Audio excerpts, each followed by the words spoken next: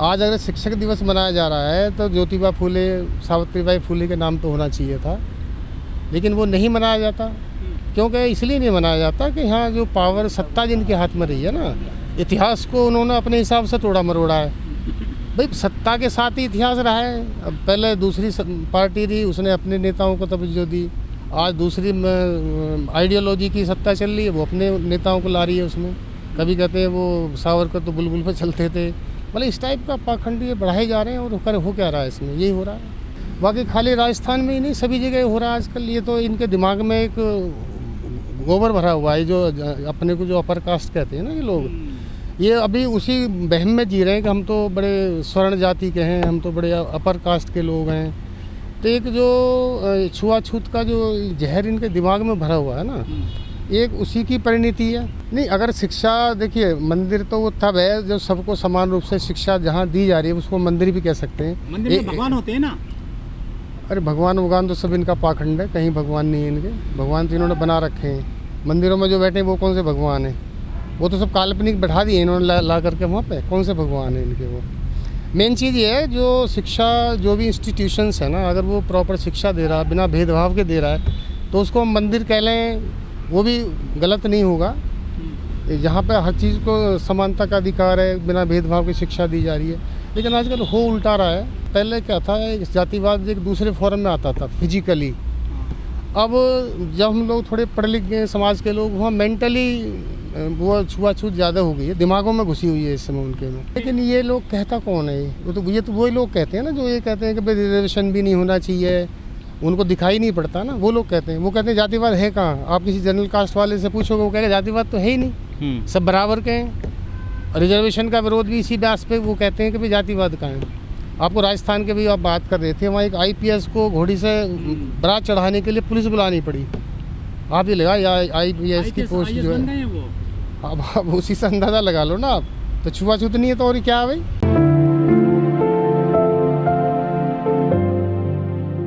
जिसके हाथ में सत्ता रही है, पावर रही है, उसने उसका हमेशा मिसयूज़ किया है। तो जब ये कलकत्ता यूनिवर्सिटी में एज ए प्रोफेसर थे ना, ये राधाकृष्णन जी, तो इनका एक स्टूडेंट था जदुनाथ सिन्हा, वो PhD कर रहा था। तो उसने अपनी थीसिस इनको दी चेक करने के लिए, क्योंकि गुरु होता है, PhD तभी हो पाती है। तो इन्होंने क्या करा, उस थीसिस को लटकाए रखा 2 साल तक। तो फिर इन्होंने वो अपने नाम से जो इनकी थीसिस थी जदुनाथ की, वो छपवाई। तो जदुनाथ को जब पता लगा कि भी ये थीसिस तो मैंने दी थी इनको, तो उसके बाद में उन्होंने काफ़ी कहा, बड़ी बेइज्जती हुई इनकी। तो उन्होंने कोर्ट में केस डाला था जदुनाथ सिन्हा ने, और वो जीते भी थे। और वो कोर्ट में जीते तो नहीं, खैर ऐसा तो कोई उदाहरण नहीं मिलता, क्योंकि ये पावरफुल थे, काफ़ी पावरफुल थे। उस समय सत्ता में भी रहे थे, पावरफुल तो थे ही। तो उसके बाद क्या हुआ, इन्होंने उस पर प्रेशर डाला भी कोई केस वापस ले लो। जुडिशरी को भी मैनेज करा था इन्होंने। और बता दें 10,000 रुपये उसको दिए गए जदुनाथ सिन्हा को, कि सेटलमेंट के तौर पे। वो बड़ा गरीब परिवार से था बेचारा, तो उसने जो है कंप्रोमाइज़ कर लिया 10,000 रुपये ले करके। तो ये बताते हैं कि इसको, इनकी जो थीसिस छपी थी ना वहाँ पे, इंडियन फिलॉसफी के नाम से वो थीसिस थी, जो एक बुक थी, मतलब उस थीसिस के बेस पे जो छपवाई गई थी, उससे ये पॉपुलर हुए थे। देखिए पहले क्या था, जब हम लोग पढ़ते थे ना, सारे सरकारी स्कूल होते थे, उसमें गरीब के भी बच्चे उसी में पढ़ते थे, अमीर के भी पढ़ते थे, और शिक्षा सबको एक समान मिलती थी, कोई भेदभाव नहीं था। अब चूँकि सबके बच्चे अमीरों के पढ़ते थे उसी में, तो स्कूलों पर अच्छा ध्यान दिया जाता था, इंफ्रास्ट्रक्चर अच्छा था, टीचर्स प्रॉपर होते थे, तो पढ़ाई अच्छी थी। उसमें गरीब का बच्चा पढ़ता था, अमीर का पढ़ता था। अब क्या हुआ, धीरे धीरे इन्होंने प्राइवेटाइजेशन करना शुरू करा शिक्षा का, पब्लिक स्कूल खोल दिए गए, उसमें अमीरों के बच्चे वहाँ जाने लगे। सरकारी स्कूलों में तो गरीबों के बच्चे जाते हैं बस। तो सरकारी स्कूलों को इतना इग्नोर कर दिया गया वहाँ पे, ना वहाँ बिल्डिंग अच्छी हैं, ना कोई इंफ्रास्ट्रक्चर है, ना वहाँ, अब जहाँ रिक्वायरमेंट 10 टीचर की है, वहाँ अपने 2 टीचर रखे हुए हैं। तो इस तरीके से शिक्षा को ऐसा बर्बाद कर दिया है इन्होंने कि गरीब आदमी तो पढ़ा ही नहीं सकता बच्चे। न्यू एजुकेशन पॉलिसी तो बर्बाद ही करने के लिए आई है इनकी। उसमें नई नई चीज़ें इन्होंने डाल दी हैं जो एक आम आदमी की समस्याओं से मेल ही नहीं खाती। देखिए शिक्षा जो है एक सामाजिक परिवर्तन के लिए भी होनी चाहिए, समाज में एक रिवॉल्यूशन लाए शिक्षित होकर आदमी, और एक जॉब ओरिएंटेड भी होनी चाहिए, क्योंकि आदमी को रोजी भी चाहिए, रोजी रोटी के लिए भी शिक्षा होनी चाहिए। तो अब इन्होंने क्या करा, शिक्षा को ना तो एक सोशल रिफॉर्म के तौर पे नई शिक्षा नीति में कोई ऐसी चीज़ें आई हैं, और जॉब की तो खैर अब बात करनी ही बेकार है। आज के टाइम में तो अच्छे पढ़े लिखे लोग जो है घूम रहे हैं, सड़कों पे घूम रहे हैं। अब आप देखोगे गांव में जो मैनेजमेंट के स्कूल होते हैं ना, ज़्यादातर मैनेजमेंट में ही होता है, वहाँ एक मैनेजमेंट कमेटी होती है, वो सारे अपर कास्ट के होते हैं। और वहाँ हमारे टीचरों का कई बार अपॉइंटमेंट होता है, उनको ज्वाइन नहीं करने देते। अभी पिछले दिनों मेरठ की घटना थी, एक बेचारा अपंग था, हमारा ही लड़का हैंडीकैप्ड कोटे से वो आया था, तो वो ठाकुर था वहाँ का प्रिंसिपल, और ठाकुरों का बाहुल क्षेत्र था वहाँ पर, तो वो मैनेजमेंट कमेटी ठाकुरों की थी। वो जो बेचारा अपंग था उसको ज्वाइन नहीं करने दिया, जाति के भेद, वो SC कैटेगरी का था। उसने बड़े इधर उधर सोशल मीडिया में चीज़ें फैलाई, बड़ा कुछ हुआ। कभी उसको कहा जाता था कि भाई इतना पैसा जमा करोगे तो हम आपको ज्वाइन कराएंगे। तो अल्टीमेटली बड़ी कोशिशों के बाद जब चीज़ मीडिया में आई तो जब उसको जाकर ज्वाइन कराया। रनावत हो या कोई भी हो, ऐसे तो आपको कितने लोग मिल जाएंगे जो इन बातों को कह रहे हैं। ये बीजेपी के तो आए दिन ये उठाते रहते हैं। आज आप देखो बड़ा आर्टिकल आया उत्तराखंड का, उसने बड़ा शादी करी थी, ब्यूरोक्रेट्स मतलब ब्यौरा दिया ईयर वाइज। अब वो एक नेता था बेचारा वहाँ का, उसका जगदीश कुछ नाम था, इस टाइप का है। तो वो क्या था, एक सोशल आदमी था, इलेक्शन भी लड़ा था वो।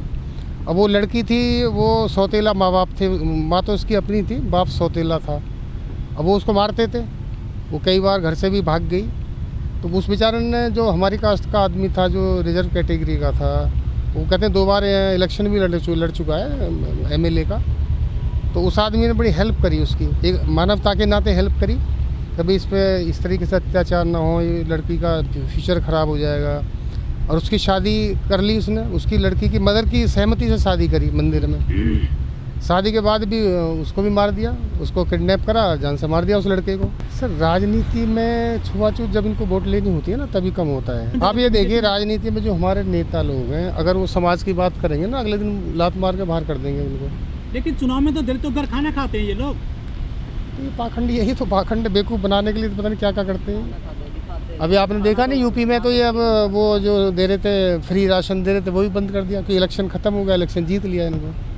अब नेताओं का काम इलेक्शन जीतना रह गया, चाहे वो दलित नेता हों, चाहे जनरल के नेता हों। दलित नेता ही कौन सा कुछ बोल रहे हैं समाज के लिए, वो भी कुछ नहीं कर रहे, वो भी वोट लेके चुप मुंह में दही जमाए बैठे हुए हैं। महिलाओं के लिए स्कूल खोले सावित्रीबाई फुले ने, लेकिन कहीं जिक्र नहीं होता। देखिए जहाँ तक फ्यूचर की बात है ना, अब सबसे जो चीज़ है, ये शिक्षा तो ये अंधेरे में ले जा रही है। जो आज की शिक्षा पद्धति है ना, बच्चों को एक समाज में एक समरसता, सामाजिक बराबरी, ये चीज़ें तो कहीं भी नहीं पढ़ाई जा रही। और इससे हो क्या रहा है, ये वैमनस्य घटने के बजाय बढ़ता जा रहा है। तो जातिवाद की खाई है, इसको कम करने की कोई शिक्षा में कोई प्रोविज़न ही नहीं है। देखो बच्चों को समाज में किस तरीके से, अब आप ये देखिए बच्चे परिवार में बगावत कर रहे हैं, तो शिक्षा तो अंधेरे में ले जा रही है। मेरा मानना ये है कि अच्छे भविष्य उज्ज्वल की तरफ नहीं ले जा रही बच्चों को ये। और पर्टिकुलरली जो बेचारे वीकर सेक्शन के बच्चे हैं, उनको तो शिक्षा मिल ही नहीं सकती आज के टाइम में, चाहे प्रोफेशन एकेडमिक क्वालिफिकेशन शिक्षा हो, चाहे प्रोफेशनल हो। कहाँ पढ़ पाएंगे बच्चे वो, इतनी महंगी शिक्षा हो गई है, पढ़ा ही नहीं सकते वो।